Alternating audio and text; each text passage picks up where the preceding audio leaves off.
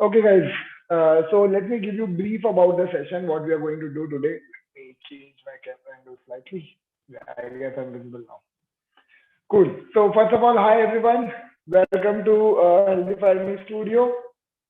This is a workshop basically based on what a person should do as a beginner when they're starting their journey, right? So this is the question. A lot of people ask me that what kind of training I should do, how much training I should do. Just give me a second, guys. Let me adjust my camera somehow.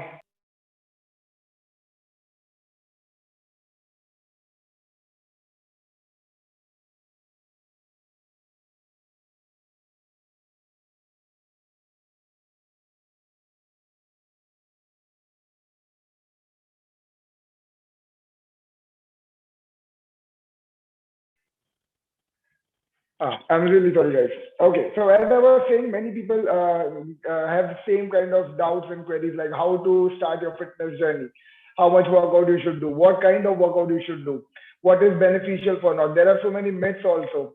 So we are going to talk about all those topics.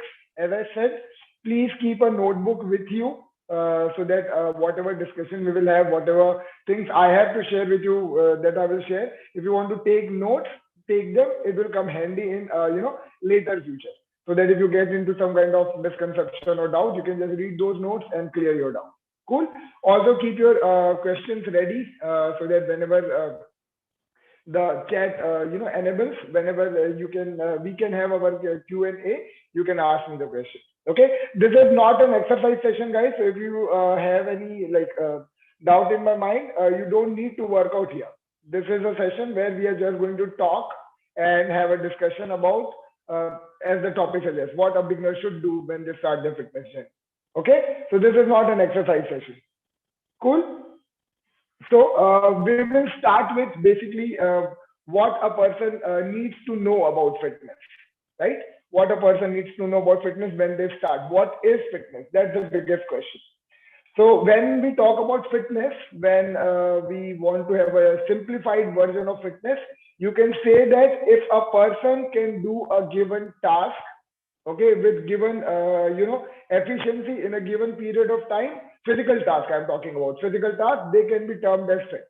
Okay, and in slightly elaborate version, you can say that if a person has speed, stamina, and strength, they have all three parameters to be fit. If they have they can run fast, if they can lift heavy, and if they can do these two things for longer period of time, they will be fit. Speed, stamina, strength, that's what fitness is all about.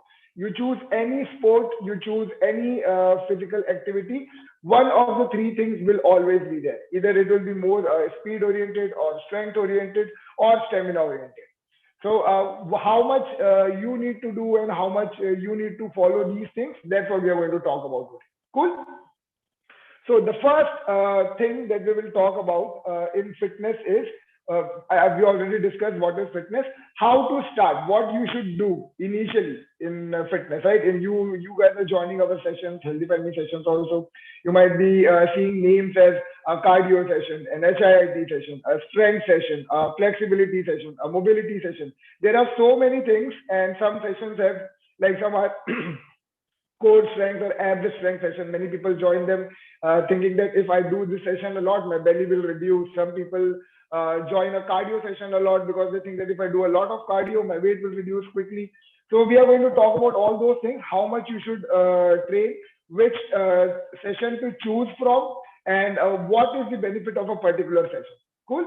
So one by one, I will give you details about all those things. First, we will talk about cardio because that is the most famous thing in fitness. And guys, my laptop is over here. So sometimes I'll be looking over here and sometimes I'll be looking over here. Please don't get confused. So cardio. Cardio means any activity which elevates your heart rate for a certain period of time. Okay, maintains that elevated heart rate for a certain period of time. That's a cardiovascular activity where your heart and your lungs both are working simultaneously to provide you energy. That's cardio. Now there are many other types of cardio. I mean, there are different variations of cardio. So one is a steady state cardio where we keep our heart rate at a certain level for longer period of time. Suppose you are doing jogging, or you are doing speed walking, or you are doing skipping, or you are doing say, cycling. So you do these activities for longer period of time, right? You do them for say 10 minutes, 15 minutes. Sometimes some people do it for half an hour also, 1 hour also. Those who are elite runners and athletes, they do their running and also 1 hour. So in this kind of cardio routine, your heart rate remains up all the time. Like if my natural normal heart rate is say 70 to 80, that's what is for everyone. Most of the people lie in this range. Their normal heart rate is around 70 bpm to 80 bpm. Cycling also, yes, Manish. Cycling, that's what I said. Cycling also is cardiovascular activity. Okay, so suppose my heart rate is say 80, I started cycling or I started running. Within first 2-3 minutes, my heart rate will elevate and go up to say 120, 130. Now, if I keep doing it, my heart rate saturates. Okay, my heart rate saturates at some time, and this happens with each and every person on this planet Earth. If you are a human being, if you start doing it, you start doing any kind of static state cardio activity, your heart rate will stagnate at some point of time. So, and that depends from person to person. If you are a beginner, it may be slightly on the higher side. If you are a very advanced athlete or say intermediate person, your heart rate will be slightly on the lower side. The jump will be not too much. So for beginner, it will be like say 140, 150, and it will remain maintained there for the duration of the workout. And for someone who is say slightly elite or advanced, their heart rate will go up to say 90 or 100 and 110 or 100 or 110 like this, and it will remain stagnant there. So for that duration of cardio, for 10, 15, 20 minutes or half an hour, whatever they're doing, their heart rate will fluctuate in that zone only. Okay, will fluctuate in that zone only. Rekha, we will take those questions. Don't worry, we will take all those questions about how to reduce your belly, how to reduce your thigh fat, and how to reduce overall body fat and everything. We will talk about all those things, but slightly later. First, let's understand what fitness is and what kind of sessions you should choose. And during this discussion, I guess most of your questions will be answered.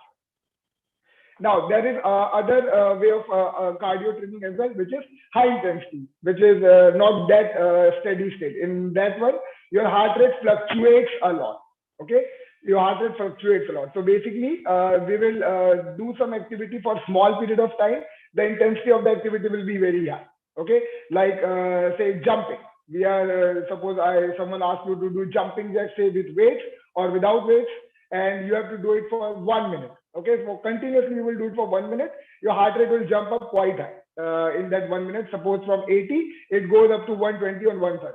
Then we take break. Okay, then we take break. So in that 30, 40 seconds or 1 minute break, your heart rate will again come down slightly lower. So from 130, it will come down to say 90. So initially your heart rate was 80 before the start of the workout. Once you started, it went up to 120. Now when you are taking rest, it came down to 90. Again, you will start doing it because we do it in sets, right? So it will reach up to say 130 again, 120 to 130 again. And again, when you will take rest, it will come down, and this time it will come down even slower. So instead of 90, it will come down to 100 only. So with each set, your heart's capability is reducing. Your heart rate is remaining up. Now, by capability reduced means our heart pumps blood with each beat. Okay. Now, since your body requires so much of blood in that period of time, your heart doesn't have time to reduce it further to 80 or 90. So it will remain at 100. Now, why am I explaining all this? Because it will help you choose your session. So if you are a beginner, if your heart is not conditioned well, if you have just started, if you have say, or your BMI is more than 30, or you haven't trained earlier ever, then in that case, you should not go for high intensity interval sessions a lot. You can do it once a week. That's more than enough, but not more than that. Okay. You should stick to cardio sessions, which are, majorly in that steady state cardio range. So you will get to know by the name, it will suggest you, I mean, all the cardio sessions are like that only. You have to do steady work. You don't have to do high intensity work. Cool. Now, who should do HIIT and how much HIIT you should do? As I said, once a week is more than enough. BMI less than 30 and 25, in that case, their heart can take the load. I mean, again, it depends on their heart condition. Suppose someone is, they have any chronic heart issue. They have some kind of chronic heart issue. In that case, even if their BMI is on the lower side, they should start with steady state cardio first to condition their heart. Once they start feeling good about it once they can finish that steady state cardio session, or they can last long in that session, then they can go for HIIT kind of session or high intensity, right? So BMI is just kind of a benchmark we are using here to segregate people, but again, it depends from person to person. Even if your BMI is less, but you feel that your heart condition is not good, or you get tired quickly, then you should start with steady state cardio always. Okay, first train your body, understand your body. That's why we say that a person should start their fitness journey with body weight training first, body weight training or any sports or any simple cardio, so that they can learn about their body a lot. Okay, you will get to learn when you get tired a lot. You will get to learn how to breathe well, because many people have this issue also, that how to breathe while running, how to breathe while jumping, how to breathe while lifting weights and all. So these things come naturally to us. If you start doing them again and again and again, your body will develop that. For asthma patients, again, depends on how chronic it is and how bad it is, or how easily negotiable it is. If they can manage, they can go for simple cardio sessions, even HIIT sessions. I have some sports person in my academy who have asthma. Their kids, they have asthma. They keep their inhalers with them, but still they do all the conditioning exercise that are there. So it's not like an asthma patient cannot do it. It depends on how much severe it is and what are their body conditions, gender, age, weight. There are so many factors. Cool. Now we talked about cardio, what kind of cardio you should start from and what kind of cardio you should choose from in our sessions. Now let's come to the next thing, that is strength training. Guys, I would request you to keep your questions intact for later half of the session. Okay, for first half an hour we will talk only. Basically, I'll be talking, you guys will be listening. I know it's kind of boring, but I will try to share whatever I have with me, which can help you start your fitness journey better. And after that, we will take questions. Majorly, this session is for you guys only. So the mute function will get enabled, unmute function will get enabled, and you can ask me questions after that. Okay, but for now, let's take notes. And then we will move forward. Second thing that we were talking about is strength training. Okay, now what is strength training and why it is important? Many people, quite recently, a lot of people have asked how to reduce belly fat, how to reduce arm fat, and how to reduce overall body fat and all those stuff. So this is your answer, guys. Please listen carefully. I will try to explain in as simpler way as possible that how strength training and cardio is going to help you burn your fat. Okay, so I explain what is cardio. I'll explain what is strength training. Strength training means anything where we are working against gravity, anything where we are doing resistive work.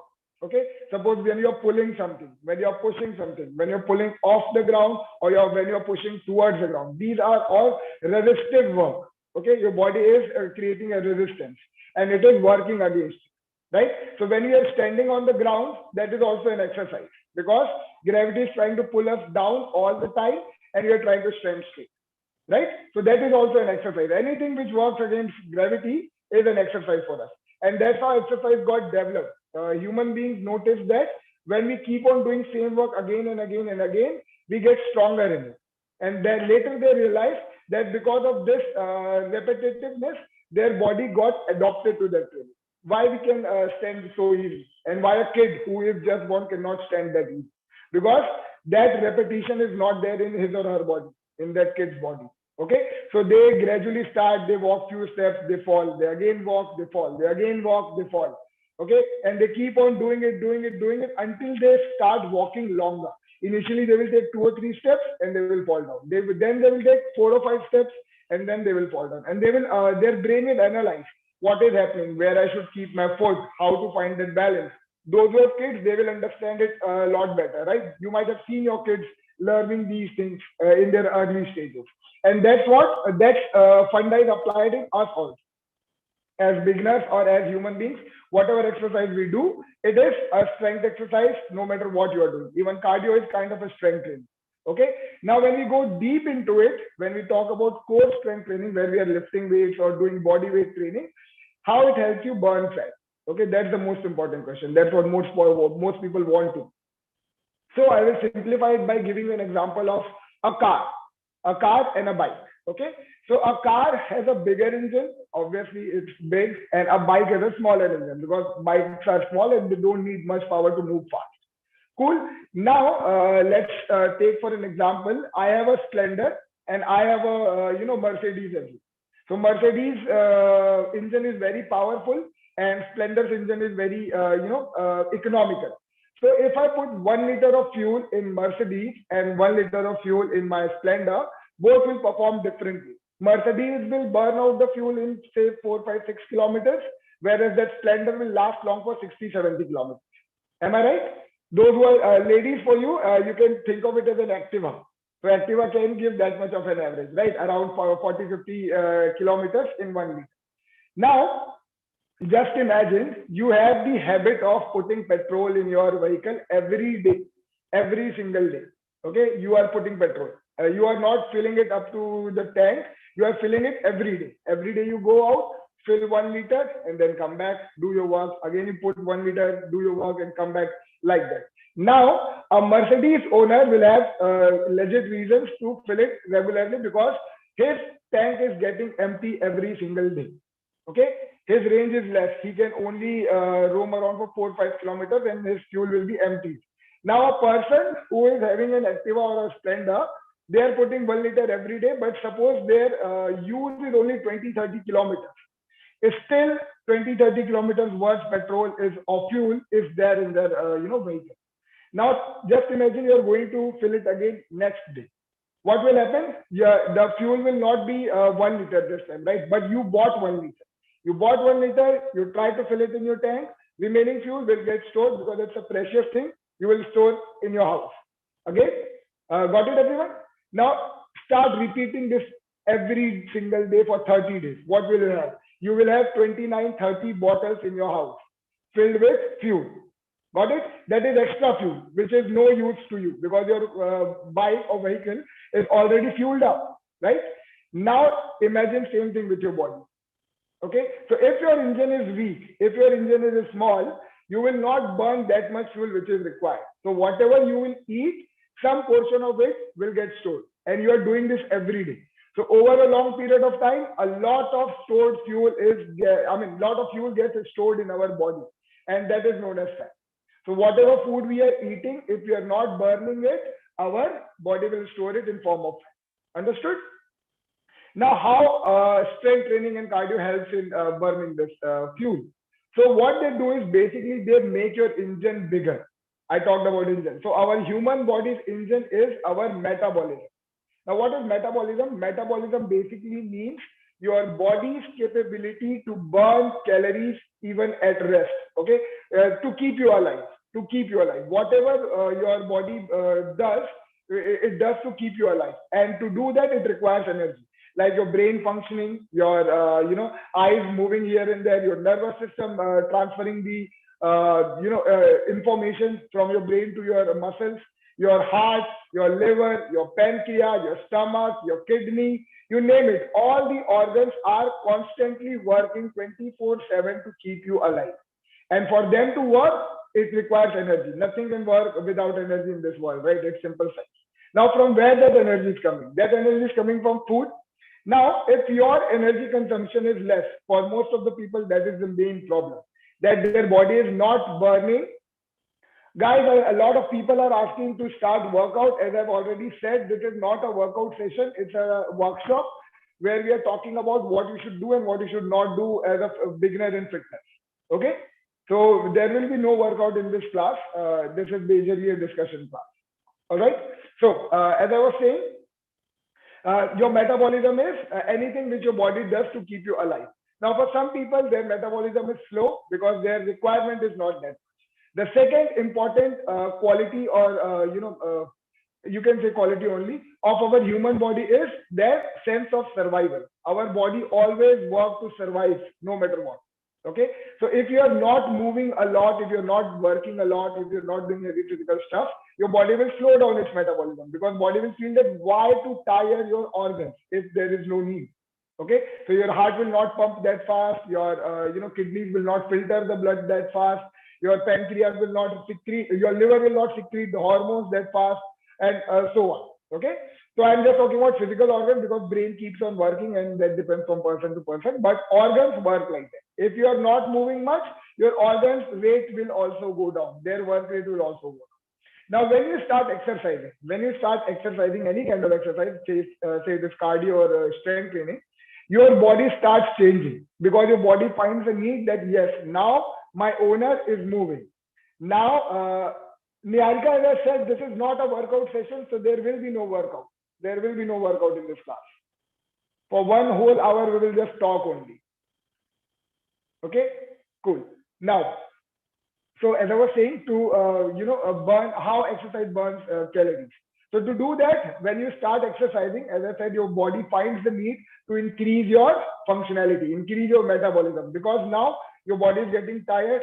As I said, your body wants to survive, so your body starts repairing itself, and that's where your organs start working more.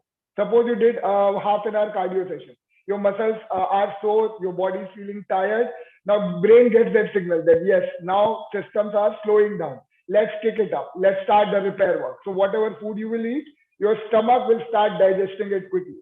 For your stomach to digest it quickly, your heart will have to pump blood faster. For your heart to pump blood faster, your lungs will have to work more, absorb more oxygen. Now, once the food is processed to distribute it, again your heart will start distributing it through blood.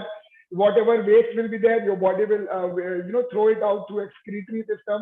Your kidney will purify the blood again. Your liver will start generating more and more hormones to regulate the food breakdown, and that's how all the systems, all the organs that are inside your body start working more. Now, since they are working more, how they are working more? They are getting energy from somewhere, right?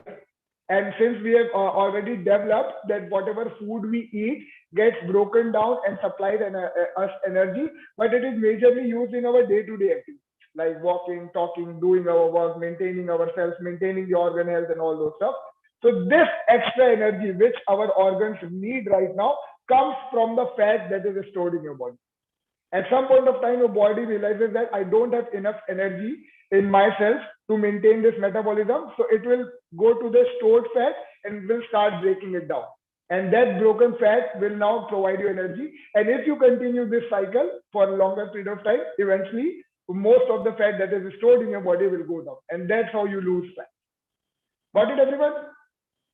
I hope you got it because this mechanism is really important. This will help you understand how and why a training is going to help you. Okay, as a beginner, it's your right to know what you're doing because you guys are paying us to teach you exercise. You guys are paying us to make you fit and strong, right?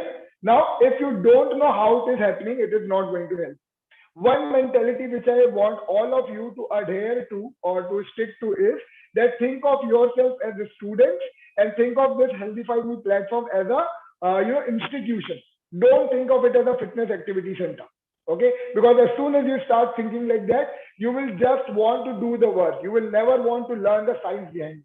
And if you don't know the how or why, you will never get the correct answer, and you will always not get complete benefit out of your work. Once you know the answer, like yes, by doing squats, this is happening. By doing skipping, this is happening. By doing running, this is happening. You will start enjoying it more. And it will become more part of your life. It will become an easier part of your life. You don't have to put effort in. Cool. So think of yourself as a student, question each and everything. In any session, whatever session you are joining, whoever coach you are choosing, whoever coach you are training with, if you have any question related to any exercise, ask them immediately. Ask questions like how it is going to help me get faster, if it is a cardio session or a speed session. If it is a strength session, you can ask how it is going to make my muscles stronger, how it is going to. We will talk about all those stuff, Manish, the pain issues and basic regular problems. We are reaching that. So step by step we will reach that. Okay, so you have to ask questions. The more questions you will ask, the more answers you will get. More answers you will get. More understanding you will develop. More understanding you will develop. More in love you will fall with it. Okay, it's not only a short-term thing. It's people, those who are here, many beginners think that if I will work out for 6-7 months, my weight will be reduced. I have 10 kg to lose. I have 12 kg to lose. And after that, I will be done. It's not like that. As soon as you stop, same cycle will start happening again. Again, you will start gaining weight. Again, you have to do the same thing. So if you know the answers, if you know the whys and hows, you can start your journey on your own as well. Okay, the science of exercise is so vast that even for us, I have been in this industry for almost 10 years now. We still have to study almost 15, 20 research paper every month, because every single day multiple thousand research papers are being published here and there related to science. Some people say that this is correct, then some people say this is incorrect. They give their reasons. So this learning curve will keep on going for you as well. Okay.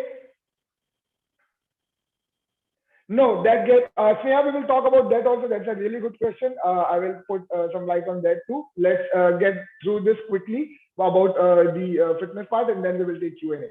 So as I talked about cardio, I talked about strength, and I also told you how these two things help you lose fat. Okay. Now, third thing is, many people ask me how much cardio we should do and how much strength training we should do.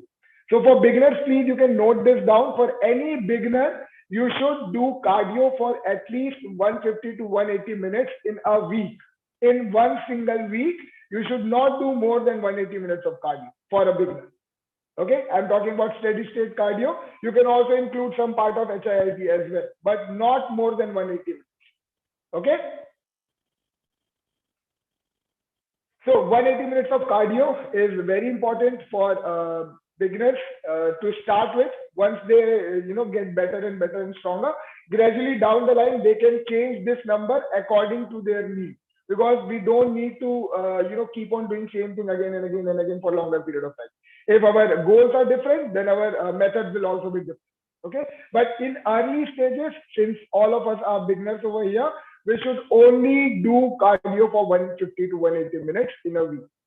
So if you're joining a session, cardio session, in that session, actual workout is of 30 to 40 minutes. Okay, 30 to 40 minutes. So if we take 40 minutes as an average, in a week, you should do 4 cardio sessions, 3 to 4 cardio sessions. That will suffice your need. Okay, that will suffice your need of cardiovascular training. Now, how much strength training is required? So for a beginner, 2 to 3 days of strength work is more than enough in a week. Okay, that should target your whole body. If you are a beginner, try to avoid, your single muscle sessions like, biceps and tricep sessions, or back sessions, or say complete leg sessions, because if you train just one muscle being a beginner, a lot of wear and tear will happen, and the soreness will not let you work out next day. That's what many people, that's why many people stop coming to the sessions the next day after a heavy session, because their muscles are sore. They either cannot lift their arms properly, or they cannot move their legs properly, right? So always choose whole body sessions, or compound sessions, where it is saying that upper body strength or lower body strength, like that. So those are compound sessions. There you don't put stress on just one muscle. There you put stress on a lot of muscles, so the stress is quite distributed and the soreness will not be that much. All right. So 150 to 180 minutes of cardio in a week, and 2 to 3 strength sessions in a week. That's what a beginner should do mostly. You can note it down so that it will help you choose the sessions well.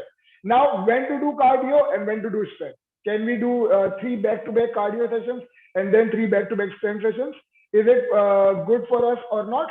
We are going to talk about that. So strength is in strength training, when we break down our muscle, your muscle takes time to repair itself. It takes somewhere around 48 to 72 hours. That means 2 to 3 days. For 2 to 3 days, your body will feel slightly sore, will feel slightly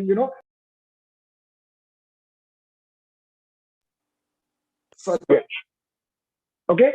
So your body will feel stiff. So you should give your body time to recover. Suppose I did my strength work today, and tomorrow again I'm trying to do my strength work. Already my muscles are under fatigue, they are tired, they are stiff, they are sore, and they are broken down. If I put more stress onto it, chances of injury will increase. Okay, chances of injury will increase. So you should not do back-to-back strength sessions. After one strength session, you should take at least 1 or 2 days break. For those 2 days, you can do cardio sessions or flexibility sessions. I will also talk about flexibility and mobility, why they are important and when you should do them. Okay, so do a strength session, then for 2 days do something else like cardio or something else, yoga or something, and then again choose one strength session again for 2 days, or 1 day you can do cardio or any other session, and then again. So never do 2 strength sessions back to back. Understood, everyone? Perfect. If guys, you can keep your cameras on. I know it's a discussion related session, but if you can keep your cameras on, it will be a great thing. At least I will be able to see whom I am talking to. All right. Okay. Now this clears the doubt that how to choose your session. So you can either do, I mean, you can do a strength, then two other sessions, then again strength, then two other sessions, like that. This way you can choose your sessions in healthy fitness food. Now, what is significant? We talked about strength, we talked about cardio. What is the significance of mobility and flexibility sessions? Many people join those sessions without any knowledge of what is mobility and flexibility and why it is important. Okay, why it is important. Now, mobility and flexibility, mobility, flexibility, stability, these three come in package. They are complete package. This is kind of servicing of your body. So when you use a car or a bike, you always take it for servicing, right? After some time of running, there are wear and tear in the parts. So we try to repair them. So we take it to our service center. We do the servicing. Now this mobility, flexibility, and stability is also your servicing. Is our human body service. When we are doing any exercise, by default you can say this: we have a good muscle-mind connection. Our mind quickly connects that yes, if I'm moving, suppose if I have to take a step, my brain is sending signal to my legs that you have to move in a certain way, and I'm moving forward. Same thing happens in exercise also. But since there are so many muscles in our body, so many huge muscle fibers in our body, that to gain control over each of them is not possible for anyone. Okay, so what we do basically is we rely on the stronger fibers, which are there, the bigger muscle fibers. They remain activated. But since those small muscle fibers, which are deep beneath, they are not activated yet, you don't perform at an optimum level where you can perform. Suppose you are doing squats with 10 kgs in your hands and you can do 15 repetitions. If you have good command over your body, if you understand your body well, you may push yourself to 20 reps or more than that. Okay, that's what this mobility, stability, and flexibility does. So let's talk about them one by one. Mobility means how easily you can change your position. Okay, from one position to other, how easily you can go. That is your mobility quotient. That means you're more. If you can, move easily or absorb any kind of abnormality. Like if I'm running, suppose just imagine that you are running with earphones on a jogging track. Suddenly stone comes, or suddenly a ditch comes, a small hole, pothole, something kind of that, something like that comes, and you have to change your direction and still keep moving. That means you are mobile. If someone is not good with mobility, someone who is not having complete command over his body, and they find themselves in same situation, they might hurt themselves. They might fall down or trip over. So a good mobile person can shift their weight and change their position easily. How well you can change your position, that's what mobility is. And for mobility, you need to have good joint flexibility. I mean, good range of motion in your joint. Now, after mobility comes the flexibility thing. Flexibility is directly related with mobility. If you are not flexible, you won't be able to move wide. You won't be able to, because your muscles are stiff. They cannot react quickly. They won't be able to change themselves quickly, and your mobility will be hampered. Okay, so flexibility means the capacity of your muscles to stretch and contract. That's what flexibility means. How much you can stretch your muscle and how much you can contract your muscle. When we are doing, say, let me show this.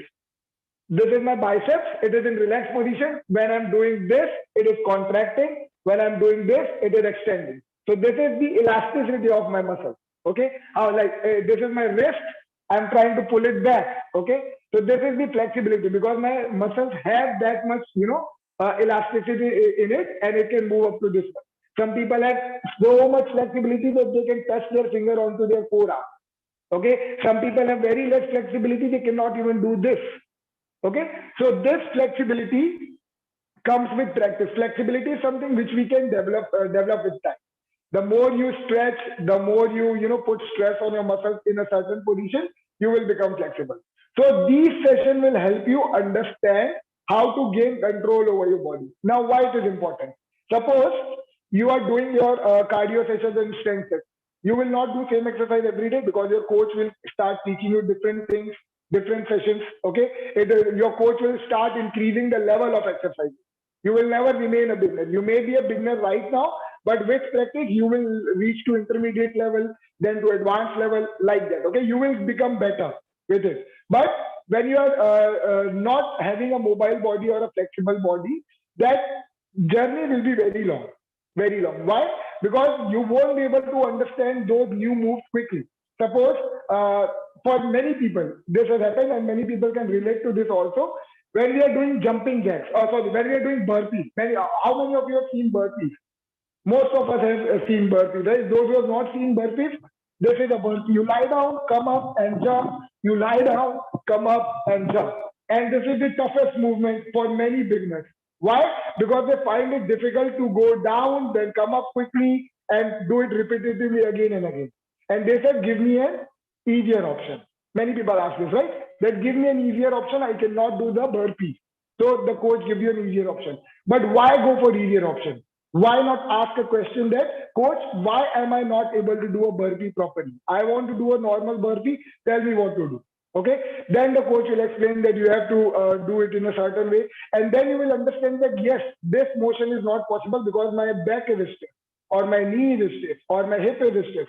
And then you will understand benefit of mobility, flexibility, and stability. Got it? So mobility, flexibility, stability sessions or stretching sessions are important because they will help you grow quickly.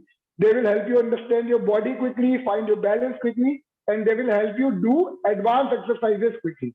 Okay. Otherwise, if you get stuck in that beginner's zone, you will remain there forever if you don't push yourself out. Got it? If you don't push yourself out. So this is about mobility, stability, and flexibility. So once a week, this is for everyone, guys, you can note it down again, that once a week, you should do one stability, flexibility, and mobility. Okay.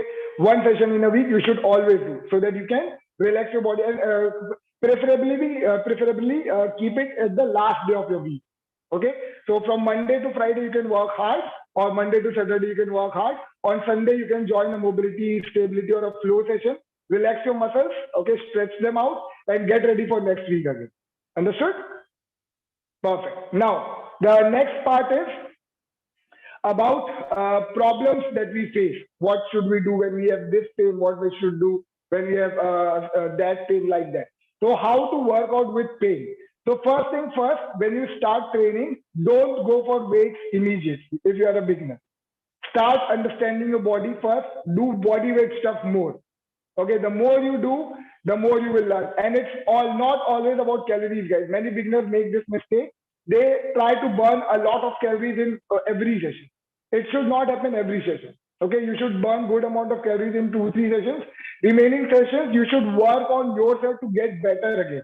Okay, so if you are a beginner and if you want to avoid pain, first thing you need to keep in mind is to learn technique of each and every simple movement.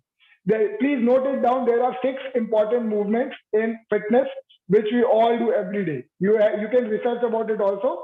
First is pushing, then pulling. Okay, those who are taking notes, they can take it. First one is pushing. Second one is pulling. Third one is a lower body pulling.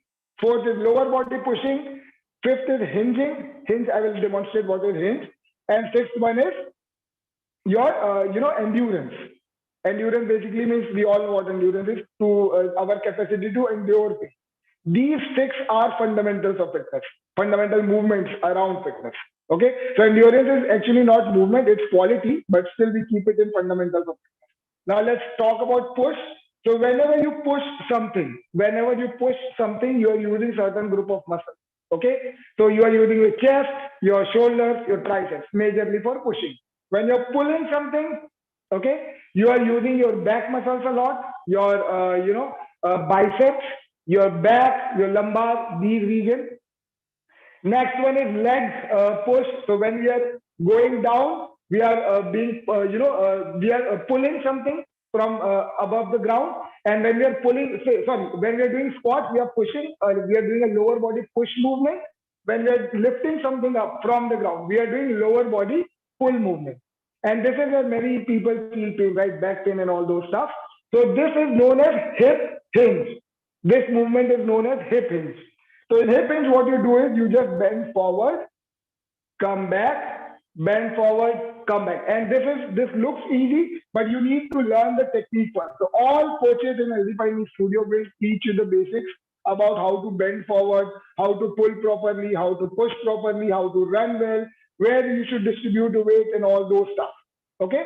So to learn all these things, you will have to do body weight stuff, learn the technique, ask questions, and then move on to heavier training to avoid pain. We were talking about pain only. Many people ask that I have lower back pain, how to work out? I have knee pain, how to work out? I have knee pain, I want to avoid jumping. I have knee pain, I don't want to run. I have back pain, I don't want to bend forward. So pain is a cause, guys. Pain is a cause. It should not hamper your movement. If there is a cause, then there is a cure also. So if you are having pain, you should ask your coach how to avoid it or how to remove it, how to eliminate it completely. Once you learn the basics, once you learn the technique, then you will be easily able to negate the pain. Okay? And last thing comes is determination. As a beginner, most important thing is having realistic goals and being determined. Many beginners or many people, those who start their fitness journey after a long period of time, they have very unrealistic goals. They want to lose 15 kg in 3 months or 10 kg in 2 months or 10 kg in 1 month. Even I have heard this that I have a wedding to attend next month and I have 20 days. I want to reduce 12 kg. Please help me. So these are unrealistic goals, guys. We should have realistic goals so that we can maintain our journey for long and be peaceful with it. Otherwise, demotivation starts to happen. Suppose you started on a really high note, you are really motivated and you are really, energetic about your workouts, and you thought that within a month I will lose 5 to 8 kg. You worked hard for 1 whole month, and then you went on your weight scale and you saw that only 2 kg loss has happened, and that will demotivate you. So it was not fault of your body that it lost 2 kg. It was your unrealistic goal which made you demotivated. So on an average, a human being should lose around 2 to 2.5 kg per month. If you're losing that much, and I'm talking about on the higher side, this is the higher side. Okay. Usually people lose around 1 to 1.5 kg in a month. If they're regular, they're following their calories, they're doing their workout, they lose this much. Yeah, Manish, just 1 more minute and I'll be done and then we can start taking questions. Okay. So as I was saying, again, I forgot what I was saying. I was talking about, yes, how to set realistic goals. So I was saying 1 to 1.5 kg weight loss is good number in a month. If you're losing that much, that means you're on the right track. It may take time, but you will lose it and you will lose it for good. When we try to go for a shortcut, when we try to lose it quickly, we cannot maintain shortcut for all our life, right? We cannot do that, trick stuff every day, every single day. Our body gets burnt out. And as soon as we stop training, in that fashion, our weight starts gaining again. But if you are following a systematic approach, if you're going slow, once the weight is lost, it will not come back that easy. You will have to be very, very, very bad with your routine and lifestyle to make the weight come back. Otherwise, just you see sports people. They, even after they leave sport, they look lean and strong just because they have trained for that long. Okay, so we have to be like that. Most of the people here want to look like an athlete, if I'm not wrong. No one wants that bodybuilder kind of physique, right? We all want to have a lean physique, strong physique, so that we can do any physical task that comes our way. So we have to think and train like an athlete as well. They train every day for a longer period of time and they don't train with a goal of numbers in their mind. This is the most important topic, and with this, I will end my, whatever I'm doing here, speech or whatever you can call it, okay, the workshop. Then you can ask me questions, okay? So the most important thing is analyzing your growth, analyzing your progress. This is where most of the people lose track. Okay, whenever I ask something, how is your training going? They say that, it's not going that good. This month I lost only, 1.5 to 2 kg. I'm not that happy. So that kg lost is a result of a process, guys. Is a result of a process. It's not the process. If your process is strong, your result will also be strong. If your process is weak, your result will also be weak. So how you should, track your progress? You should talk about performance. Numbers will not remain same all the time. Initially, for a beginner, losing big is easy. For first 2-3 months, you will lose very quickly. You will see that, oh my God, 4 kg in a month. That's really good. Next month, again 3.5 or 4 kg. Again good. Third month comes 1 kg or 1.5 kg. and people feel disheartened. What happened? What I did wrong? Why my number went down? Why am I not losing weight? My body becomes stagnant. So it's not like that. Your body has a limit to burn. Okay. So with time, once you start becoming stronger, you will start losing less and less and less. So how to track your progress? By performance. You should ask question. When I started, I used to run for 3-4 minutes only. Can I run more than that now? Am I getting faster? Am I getting stronger? Am I getting, sturdier? Am I getting enough stamina or not? So these are things you should analyze your, progress on. Never rely on numbers. Number will keep on changing, and number depends on so many factors. Your age, your height, your weight, your gender, your medical condition, your physical condition, the kind of food you eat, the kind of lifestyle you are having, amount of stress you are taking in an area where you are living, that also matters. Okay, so there are so many factors you cannot control them, but your performance, you can control them. Today I run for 5 kilometers. Next week I will definitely try for 10 kilometers. And if you have that determination, and once you run 10 minutes, you will feel like, oh my God, last week was 5 minutes. Today it is 10. Now it will be 20. Now 30. I am growing. I am getting strong. Okay. So always judge your progress in terms of performance, never numbers. Numbers will come and go and they will lie to you, but your performance will not. It's just like, asking that I want to go to school, I want to top. मुझे first आना है, पर first आके क्या करोगे आप? First आने के बाद का प्लान क्या है? मैं फर्स्ट आना चाहता हूँ अपने स्कूल में, ठीक है, मैं स्कूल में एडमिशन लिया और मैं स्कूल में एडमिशन लेते था, अपने सर को बोला मुझे फर्स्ट आना है, आप मेरे को पढ़ाइए कैसे भी करके, आप मुझे कैसे भी करके पढ़ाइए, मुझे बस फर्स्ट आना। देन द टीचर आज फर्स्ट आके करोगे क्या? That person has no answer, क्योंकि उसने सिर्फ फर्स्ट आने का सोचा। Similarly, यहाँ पे भी people are doing the same thing. They are talking about, I want to lose 10 kg. I want to lose 10 kg. What will you do after losing 10 kg? Why do you want to lose 10 kg? What is the benefit you are going to get out of it? The answer is simple. We will become better. We will become healthier. But what we will do after getting healthier? Just stay alive? No. Human body is designed to move. It is designed to work. So if you are trying to get healthier, if you are trying to get stronger, you should put it to use. Okay अगर हम पैसा कमाते हैं तो हम उसको खर्च करने के लिए कमाते हैं, सिर्फ बैंक में जमा करने के लिए नहीं कमाते, हम कुछ खरीदते हैं अपने लिए. Food, we buy food, we buy stuff, we buy clothes, we go on trips. Similarly, when you are training and making yourself healthy and strong, you are gaining that fitness, you should use that fitness. Okay, you should set challenging goals for yourself. If you have never run before, try to run. If you have run but you haven't covered the long distance, try to run long distance. Try to play a sport, try to go on a hike, try to go on a track, try to do cycling triathlons. These are things which will keep your fitness journey interesting. All right. So we talked about all the stuff, guys. What kind of sessions you should choose from, what is the strength, what is cardio, how they benefit you. Then we also talked about what is the importance of mobility and flexibility. We also talked about how much training you should do in a week. Then we talked about like how to have realistic goals. And lastly, we talked about how to analyze your performance and stuff. Okay, so these are few basic things which you need to keep in mind when you start your journey. And if you do that, it's my promise that you can maintain your journey very long and you will get your results that you're looking for. And those results will stick with you forever. And the best part is, once you absorb these things, you can transfer them very easily. So you can transfer it to your family, to your friends, to your kids, to your relatives. And this is how we will make a better, stronger society. And it's our responsibility. It's our society. Those are our kids. Those are our family members.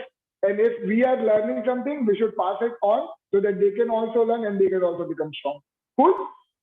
All right. Now we are ready to take questions. Maud, can you please just let the unmute option enabled? Okay. So a lot of questions are here. Let's go through them one by one. I hope it answers a lot of common questions as well. Okay, let me go up. Oh, so again, a lot of people have asked that I came here to work out. It was this time and all. So I'm really sorry for that. Yeah, Grace, please go ahead. Your mic is mute, Grace. Maud, are you there? Can you please enable the unmute option? And guys, please go one by one. There are a lot of people here, so it may happen that as soon as the option is enabled, a lot of people are unmuting at the same time. Okay, Maud, are you there? Yeah, Rekha, go ahead. Oh, Rekha is not coming. Maud, are you there?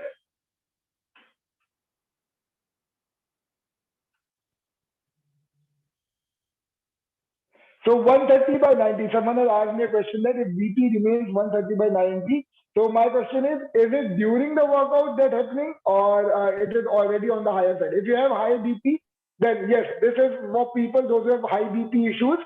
You should not do long duration cardio or HIIT. Stay away from HIIT at all costs. Okay, if you have high BP, okay, it's done, guys. You can unmute everyone. You can unmute those who want to ask questions one by one. Yeah, great. Good evening, sir. Good evening. Yeah, good evening. Yeah, sir. Yesterday I attended your lower body strength that workout, and it was really nice because for the very first time I had done for 60 minutes, and as all the steps were really catchy, so it was not very difficult as you have repeated several times. So the thing is that after that, yes, my legs were sore because I have done it for the first time. So थोड़ा सा इतना हो रहा है मेरे को sore, but ये कि इतना ज़्यादा नहीं है. But the thing is that I wanted to ask that ये अभी मैं भी beginner में ही हूँ, तो मेरी बेबी अभी 3.5 year की हुई है, तो अब मुझे थोड़ा टाइम मिल रहा है करने का. तो आई एम 64 kgs और मुझे लोअर बॉडी के लिए ही चाहिए. तो मेरे को सिर्फ एक क्वेश्चन है कि आप हेल्दीफाई मी के बिसाइड्स भी आपके सेशंस होते हैं कि हेल्दीफाई मी के थ्रू ही हम I am associated with Healthify Me only, and the question you asked कि आपको सिर्फ लोअर बॉडी पे काम करना है. तो अगेन मैं आंसर यहाँ पे सिंपल कल भी मैंने समझाया था, अभी फिर से वही चीज समझाऊंगा कि आप किसी एक जगह को टारगेट नहीं कर सकते. This will answer a lot of questions. Those who are feeling that you can just reduce your belly or just reduce your thighs or just reduce your arms, it doesn't happen like that. वैसा हमारी body का mechanism ही नहीं है. It doesn't work like that. You cannot reduce your belly by doing crunches. So guys, get this clear. Exercise never burns fat directly. When you are doing any exercise, you are not burning fat directly. The main energy comes from carbohydrate. Okay, जब हम exercise कर रहे होते हैं तब हम exercise में जो एनर्जी यूज कर रहे हैं मेजरली कार्बोहाइड्रेट से आ रही है. कार्बोहाइड्रेट के बाद वो ऑक्सीजन जब ब्रेक डाउन कर रहा है फूड को लगातार, जैसे हम लॉन्ग ड्यूरेशन कार्डियो कर रहे हैं, तो वो डायरेक्ट फैट कभी बर्न नहीं करता. तो आप ये मत सोचिए कि अगर आप लेग्स की या एब्स की या आर्म की बैक की एक्सरसाइज करेंगे तो वो एरिया कम हो जाएगा. ऐसा नहीं होता. मैंने आपको अभी समझाया था कि जो फैट बर्न होता है वो ऑर्गन्स के थ्रू ज्यादा बेटर बर्न होता है और ज्यादा तेजी से बर्न होता है. You can not tell your heart to use fat from your legs only. You can not tell your brain to use fat from your arms only. They will use wherever they will find it easy to break. Okay, and हर किसी की body में जो distribution है fat का oddly होता है, differently होता है. किसी का पीयर शेप बॉडी होती है, किसी की वी शेप की बॉडी होती है, बट फैट ज्यादा होता है. तो आप नहीं डिसाइड कर सकते कि फैट कहाँ से आएगा कहाँ से नहीं आएगा. अगेन मैंने जैसा कि बोला, आप अभी टारगेट ले रहे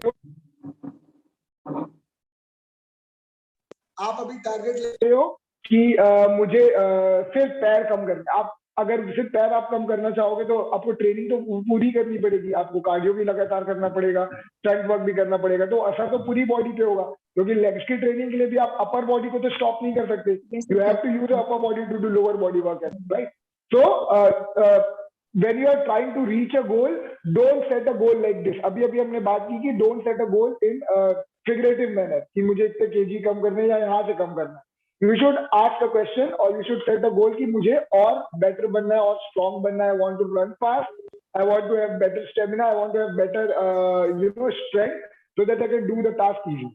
Got it? So सिर्फ legs से नहीं जाएगा आपको ओवरऑल बॉडी को ट्रेन करना ही पड़ेगा, तब overall body fit.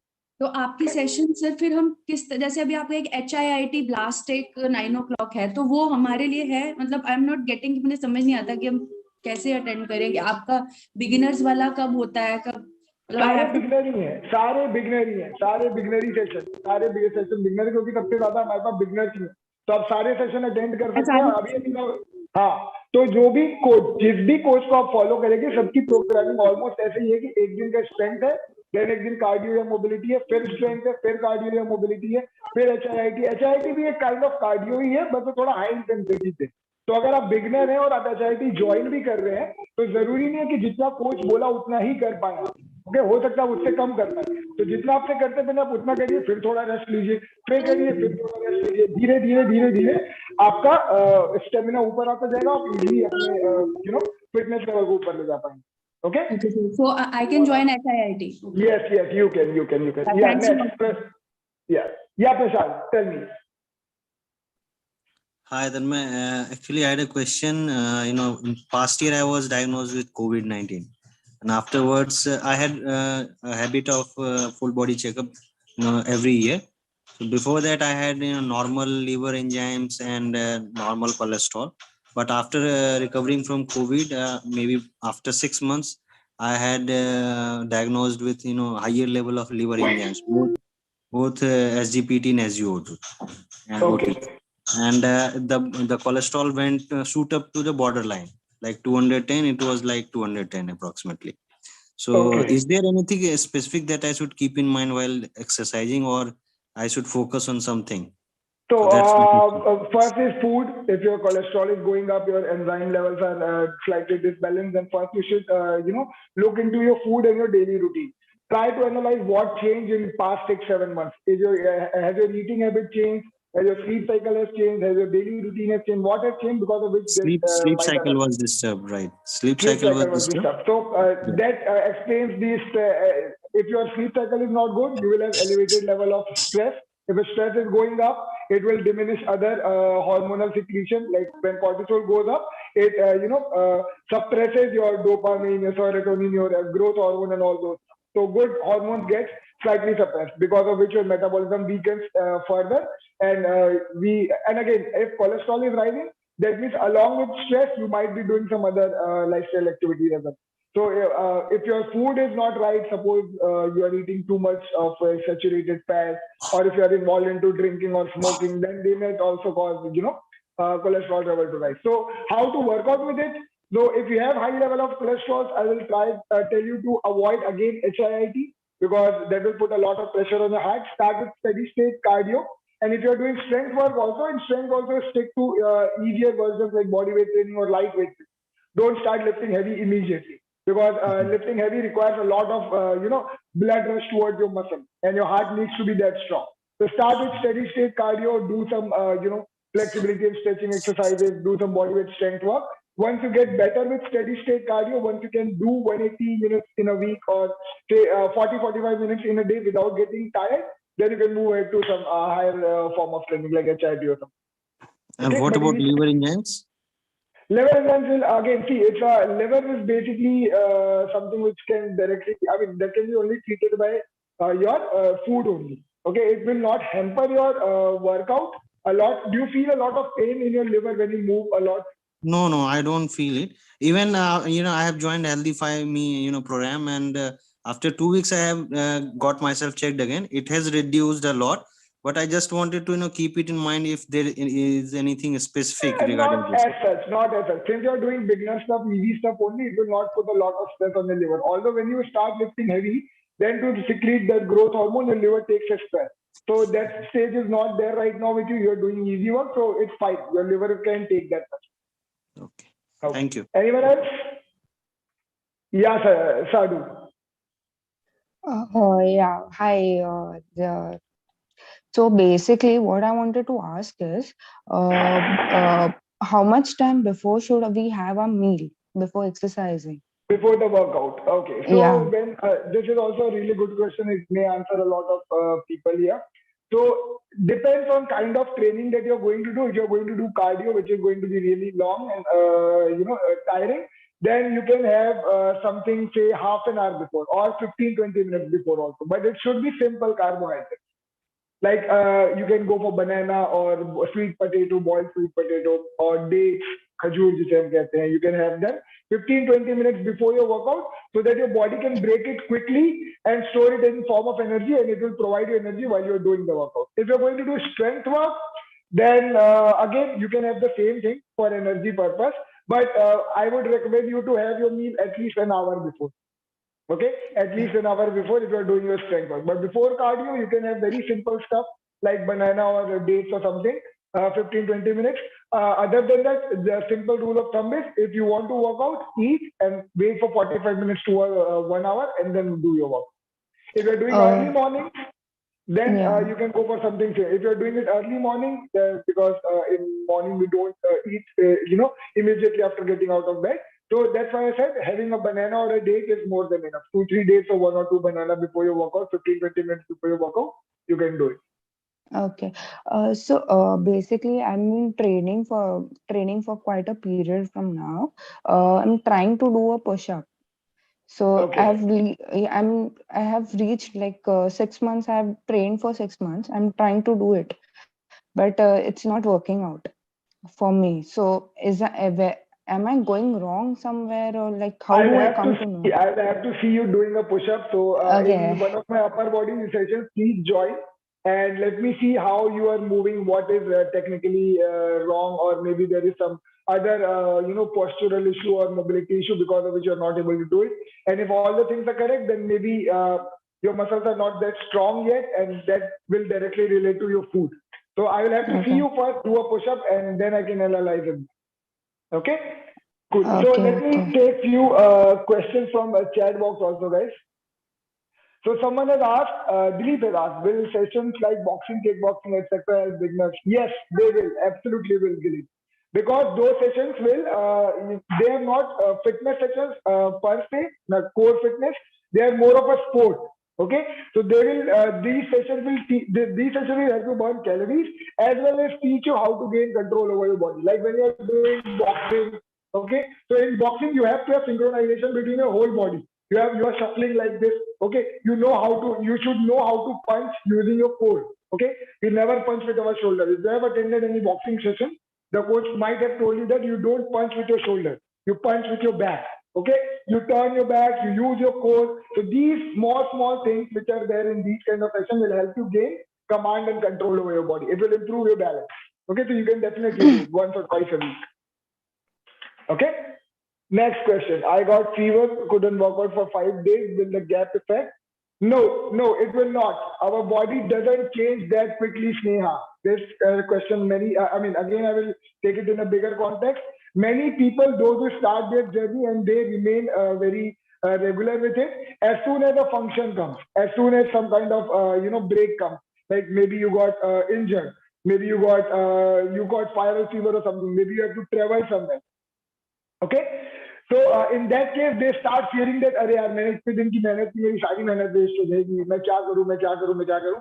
Please guys don't worry, your body doesn't reverse itself in 4 5 6 days. It takes months to change your body again. तो अगर आपने एक्सरसाइज की है, मान लीजिए 1.5 2 महीने आपने बहुत अच्छे से एक्सरसाइज की और उसके बाद आपको 2 हफ्ते का ब्रेक लेना पड़ेगा, तो ऐसा नहीं है कि 2 हफ्ते में आप वापस से आपने जितना कुछ किया था वो सारा कुछ आप भूल जाएंगे या आपकी बॉडी को याद नहीं रहेगी. आपकी बॉडी बस थोड़ी सी स्लो हो जाएगी. That's it. चेंजेस कुछ भी नहीं आते, इतनी जल्दी बॉडी अपने आप को खराब नहीं करती. तो you don't need to worry about it. You can go for your vacations, you can take your leave. If you have fever or something like that, health issue, you can take rest and recover yourself and then start again. Your body will remain like that. Okay, Sneha? I hope I answered the question. Yeah, Manish, you are asking something. I can't do push-ups. I need to do any weight training first. Well, yes, Manish, yes. So push-up is a compound exercise. When we are doing push-up, we have to stabilize through our core. We need to have strength in our shoulders. We need to have strength in our back. So if you want to be better at push-ups, do some shoulder work with bands or light dumbbells. Okay, like isometric tensions. You can hold dumbbells like this or dumbbells like this. Okay, do some shoulder pressing. Okay, and practice the movement of pushing up. That's more important. Okay, so again I would have to see you doing a push-up and then I will be able to guide you better that how to how you can improve your pushing power. Okay, if you can do any studio sessions on push-ups like that way. A workshop for push-up. Okay, we can arrange that. No worries. Mark, can you take a note of it? We can do. We have workshops planned for these things like push-ups, squats, hip-ins, all the functional movements, so that people, those who try to learn, those who are trying to learn it, they can learn. Okay, thank you. Okay, so someone has asked me what is core engage. Yes, very good question, because a lot of coaches in Healthy Family Studio will keep on saying that engage your core, engage your core, engage your core. So what exactly is engaging your core, right? So engaging the core means bracing your core and making this area real stiff. First, you need to understand what is core. So core is anything below your chest and anything above your waist. Okay, so this is my waistline, this is my chest. This whole region is known as core. Core doesn't mean only abs. It means your whole trunk, this whole region. So it has a lot of muscles. Major ones are your abs, which we call as rectus abdominis. then there is, your obliques, then there is your lower back, which we call as erector spinae, and then there is one more important muscle known as TVA, transverse abdominal. So when we talk about engaging the core, we talk about shrinking it and making it hard. So you, or those who are listening to me, or those who are, sitting in their places, those are not lying on the floor, those are lying on the floor, it will be slightly difficult for them. So please, everyone sit up or stand up and do this exercise with me, this one simple practice. Take a deep breath in, and then hold your breath and blow your stomach out. Blow your stomach out. And try to touch with your fingers. Try to touch your stomach region with fingers. Just feel the tightness. Now release your breath and touch it again. Touch it again. Can you feel the difference? So when you were holding your breath and you were blowing your stomach out, this region was very rigid and strong. And as soon as you left your breath, this region became quite soft and shaggy. So this is what engaging the core means. Whenever any coach says engage the core, make this area stiff. Make this area stiff. Pull your belly button inside. That is what engaging the core. Okay. Divya asked, post recovering from food poisoning, I lost 3.5 kgs. Can I start the workout plan now, or should refrain from some more time for my body? So 2 weeks back, food poisoning, yes, your body might have recovered. It might have been detoxified by now. So you can start with simple activities. Start with walking. Okay, try to walk for half an hour straight. If you don't feel tired, if you don't feel exhausted, that means you're good to go. You can start again. No problem. Next question is, I want to include breathing exercises for how much time I should do. Should be done after workout or before workout? Okay. So Sneha, breathing exercise is something which will require very less effort initially. So once you learn it, it will become natural to you. You don't have to then put extra effort on your breathing practices. So you can join any yoga session which is related to breathing. Coaches are absolutely fantastic. They will teach you when to breathe, how to breathe, and I mean, when so is not a question, but during the exercise, how to breathe. So simple formula in exercise is, when you are moving against gravity, you should breathe in. When you are moving with gravity, you should breathe out.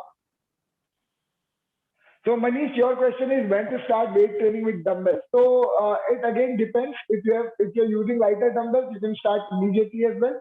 When we talk about weight training, our perception is that we should make our students stronger. We want them to lift heavier. So lifting heavy or lifting weight should only be followed by your body weight training point. First, you should learn how to do push-ups properly. First, you should learn how to do pull-ups properly. First, you should learn how to do squats properly. Pull-up is again slightly tougher exercise, but squats, push-ups, doing your planks and mountain climbers, all those body weight exercises, get efficient in that, and then move on to weight, so that you have better fitness. Yeah, what to do if this when doing squats I get knee pain? What do I do about that? Then you have to check your posture. Many a time people get knee pain because their knee falls forward. Okay, they start the movement wrong. Whenever we are starting a squat, we should always initiate the movement with our bumps, guys. Okay, your bumps will travel back. It will engage your hip. Now your hip will bend and your bumps will go down. Okay, your knee should not travel forward. You should go down and come up. If you notice my knees are not going beyond my toes. Okay. Cool. All right. Next question is, if your muscles are weak, do we need to strengthen them before starting exercise with diet or supplement? Okay. So if you don't exercise, your muscles will not get strong, Vandana. That's science. So muscles become strong. Let's understand how muscles become strong. Suppose, So suppose I have this much of muscle. Okay, suppose I have this thick muscle with me. Now I walked out. Okay, I walked out. I have, just tore my muscles and my body started repairing. So after repair, what will happen?